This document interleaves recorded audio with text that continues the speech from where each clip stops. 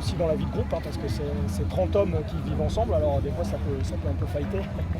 Donc il faut déjà qu'ils apprennent à me connaître, ça prend du temps, apprendre une nouvelle personnalité, des nouvelles méthodes et puis des nouveaux principes. Mais franchement, ils travaillent très bien, je suis très agréablement surpris, ils sont très disciplinés, ils ont faim. Moi, je leur ai demandé d'avoir de la passion et de l'ambition et c'est ce que je vois. Est-ce que vu que tu es passé au Congo, c'est pas loin de Rwanda, est-ce que tu penses que l'aspect psychologique peut impacter la performance à quel niveau sur nos joueurs ici au Rwanda, au Congo? Tu peux développer un peu parce que tu fais une comparaison. Mais l'état psychologique d'un joueur, oui. ça peut L'aspect avoir mental. quel impact? Oui. L'aspect mental, on est en pleine canne. Et tu vois la Côte d'Ivoire, c'est du mental. Parce qu'après, c'est vraiment pas du beau football, c'est vraiment à l'arrache. Alors après, je connais pas encore la culture rwandaise. En 2 semaines, je peux pas juger. Ce que je peux dire sur le Congo, c'est que, en tout cas, le Congo-Brazzaville, c'est différent du Congo-RDC quand même. Les RDC sont plus battants. Le Congo-Brazza, ils sont trop gentils. Après, j'ai fait 3 ans à Djibouti aussi.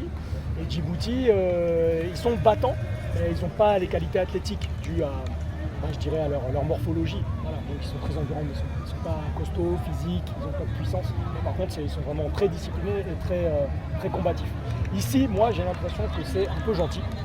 Pour l'instant, c'est l'impression que j'ai. Mais par contre, c'est des joueurs intelligents, disciplinés et techniquement meilleurs que ce que je pensais. Donc après, pour te répondre, oui, l'aspect psychologique, de toute façon, c'est le plus important dans le sport, quel que soit le sport. Recently, there is a news that says your captain, Abdul, is away in Europe. Do you know that? I know Europe, yes. You know that Abdul? Yeah, I saw it on social media. But he was supposed to be injured this week, so he wasn't on training session.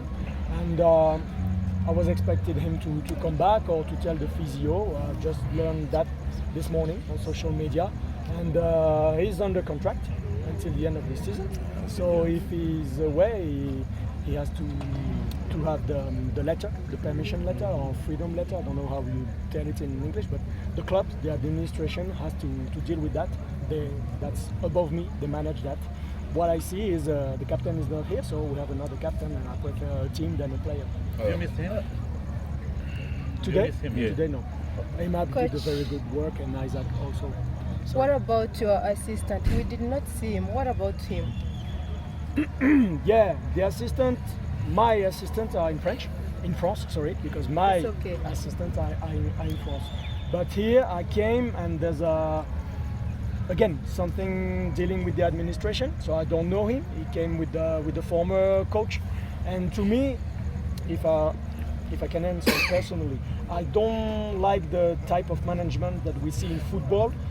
Head coach, assistant coach. To me, I'm more like US soccer.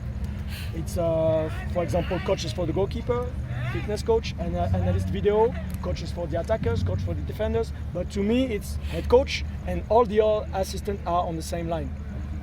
You see, I don't like this thing of your assistant. What does that mean?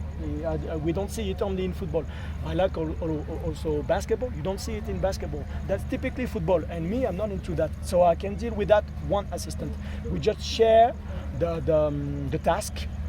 And when we are on the pitch on training session, team manager did another role, and guys, even the physio come on the pitch to help. To me, it's okay like that. Okay, coach, to be more clear, Mohamed Wade was working as interim coach. Yeah. He's sick now, Yeah. but the team has not sacked him. Yeah. He's under contract. Yeah. Do you think will you work together once he's okay? Did you have a chance to I meet cannot him? work with someone who didn't contact me. Not even asking for my phone number. Okay, we'll see. Yeah, that's what he said. Me, I've been already sick. I also had malaria. I've been in hospital. I sent text to my mom because if I don't text my mom, they're gonna put me in fire. Okay. So even when you're sick, I don't think he's dead. Okay. Hein? Okay. Mais vous attendez quelqu'un d'autre qui va vous épauler. As I said, donc maintenant on fait français. Comme j'ai dit, sans assistant ça peut aller. Voilà. Maintenant si on me propose un assistant autre que lui, je dirais oui. Coach va sortir le bon mot presque à la fin du match. Et il a manifesté un signe qui n'est pas Ouais. du tout bon. Ah. Que dites-vous concernant cette... Je préfère qu'il soit mécontent de sortir plutôt que content de sortir. Après la manifestation, moi-même, j'étais très nerveux, donc je lui en veux pas. À la fin, il est venu me prendre dans ses bras, tu l'as vu? Donc il faut équilibrer. mais je pense qu'il n'a pas l'habitude de sortir avant la fin. Mais moi, je manage 30 joueurs. Donc souvent, quand un joueur fait un très très bon match, c'est le cas avec Bale, c'est le cas avec Arsène, je donne du temps à d'autres. C'est pas que je les sors, c'est que je fais entrer d'autres. C'est vrai que pour les joueurs, c'est difficile à comprendre ça. Mais aussi, on joue mercredi. Je pense qu'Aimé a bien la phrase toujours en français. Et lorsque vous dites que me, donc c'est-à-dire que c'est la phrase qui continue toujours. Donc il n'y a pas un moment, ça ne va pas si vous dites à un joueur, à un pro de sortir et qu'il montre vraiment un signe qu'il n'est pas du tout professionnel. Ça ne peut Non, pas pour moi, c'est poser- professionnel, c'est pas grave. Ok. Il m'a pas insulté, il m'a pas tapé. Voilà, et il n'avait pas envie de faire un câlin tout de suite. Bon, c'est normal. Je suis satisfait. Voilà, merci. C'est bon commentaire performance de ton gardien Adim Ndiaye. Ouais, super. Super. Il est vraiment très complet. Bon, il est très grand, donc c'est vrai que c'est dissuasif quand tu vas tirer un corner ou un coup franc, tu vois la taille. Donc c'est vrai que ça rassure aussi la défense et ça dissuade le tireur adverse. Premièrement, dans les airs, très bon. Très bon pied aussi.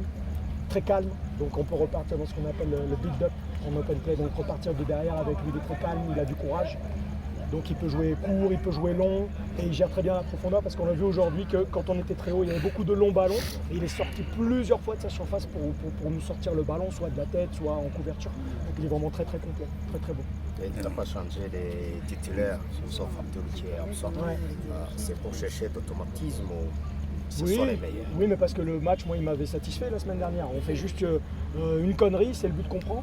On l'a revu à la vidéo, c'était sur des aspects technico-tactiques, défensifs. Ils l'ont vu, ils l'ont compris et on ne l'a pas fait du tout aujourd'hui. Donc oui, effectivement, il faut bosser avec des automatismes. D'ailleurs, si tu regardes l'Afrique du Sud, c'est le même 11 depuis la compétition. Et je pense que moi, il y a des coachs comme Bielsa, que j'aime beaucoup, qui sont dans ce format-là, c'est-à-dire cultiver les automatismes. Donc j'ai pas de raison de sortir un joueur s'il n'a pas fait un mauvais match.